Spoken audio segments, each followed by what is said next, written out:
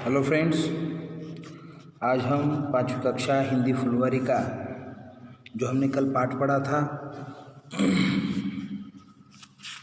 मुक्तिधन, इसका स्वाध्याय करेंगे। इसमें कुछ समझा कुछ याद आया हमें। पहला प्रश्न, रहमान को एक आदमी 40 रुपये देने के लिए तैयार था, परंतु उसने दाऊदयाल को 35 रुपये में गाय बेच दी। क्यों? तो इसका उत्तर, क्योंकि वह आदमी गाय को काटने के लिए खरीद रहा था और दाऊदयाल जो हैं वो गाय को पालने के लिए खरीद रहे थे। इसलिए रहमान ने नुकसान सहकर भी दाऊदयाल को 35 रुपयों में गाय बेच दी। प्रश्न दूसरा, परोसी हुई थाली सामने से छिन गई। इस वाक्य का मतलब समझाओ। परोसी हुई थाली सामने से छिन गई, इस वाक्य का मतलब समझाओ। उत्तर, परोसी हुई थाली सामने से छिन गई मतलब रहमान ने दिन रात एक करके मेहनत करके ऊख की फसल उगाई थी और फसल पूरी तरह बढ़ गई थी, पूरी हो गई थी। अब सिर्फ काट कर बेचना ही था।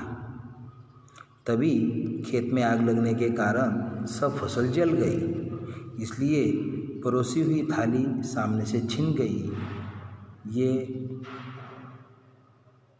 यहाँ यूज़ किया है।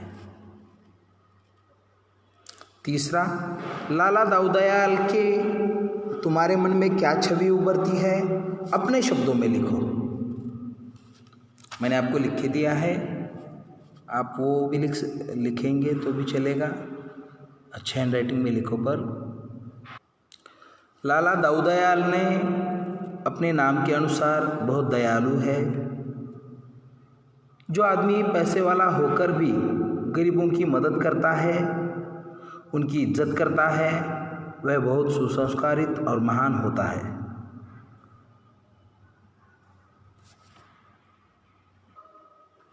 शब्दों का खेल, इसमें बूढ़ा विशेषण है और बुढ़ापा संज्ञा है, तो इस विशेषण की संज्ञा बनाओ। जैसे कि शांत, तो हम संज्ञा बना सकते हैं शांतता।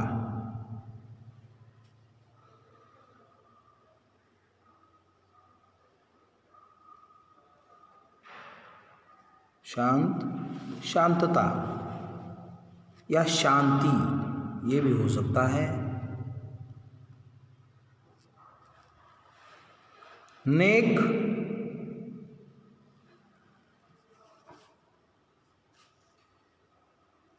नेकी, नेक, नेकी। गरीब, गरीबी।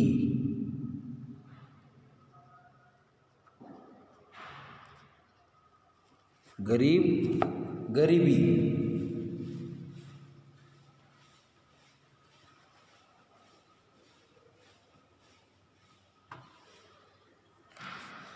दुखी,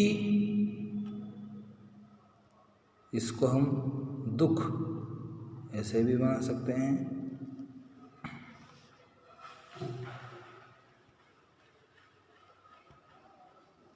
मीठा, मिठास।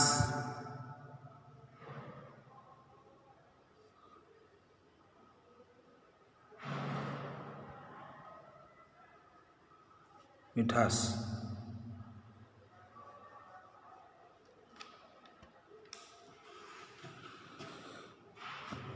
विवश, विवशता।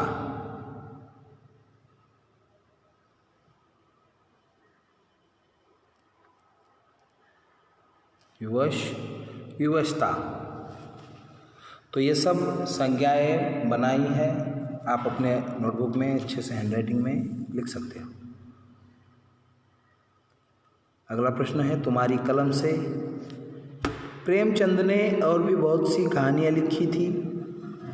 प्रेमचंद मुंशी जी जो हैं उन्होंने बहुत कहानियाँ लिखी थी, जैसे कि ईदगाह, पूस की रात, पंच परमेश्वर आदि। और उनकी कुछ कहानियाँ पढ़ो।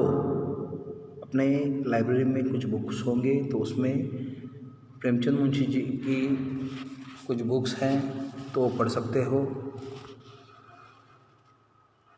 और आप लिख सकते हो कि कौन कौन सी कहानी तुमको ज़्यादा पसंद आई और क्यों, ये भी लिखना है।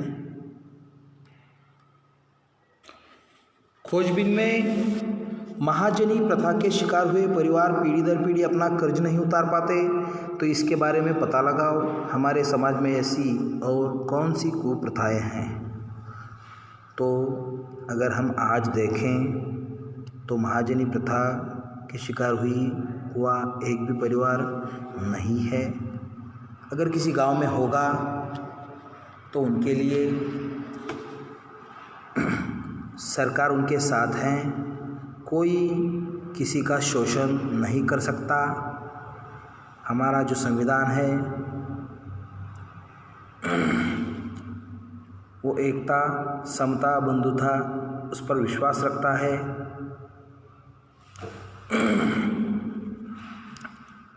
तो साहूकारी प्रथा जो है, साहूकार, ये आज थोड़ी सी प्रचलित है, पर वो भी आपको अपना ऋण चुकाने में, कर्ज चुकाने में ज़्यादा फोर्स नहीं कर सकता, क्योंकि आप उसके विरोध में कोर्ट में जा सकते हो, पुलिस थाने में तकरार दे सकते हो। रहमान ने 35 रुपये में अपनी गाय बेची। पता करो कि आजकल गाय लगभग कितने में खरीदी बेची जाती है। हाथी और बकरी का दाम भी पता करो।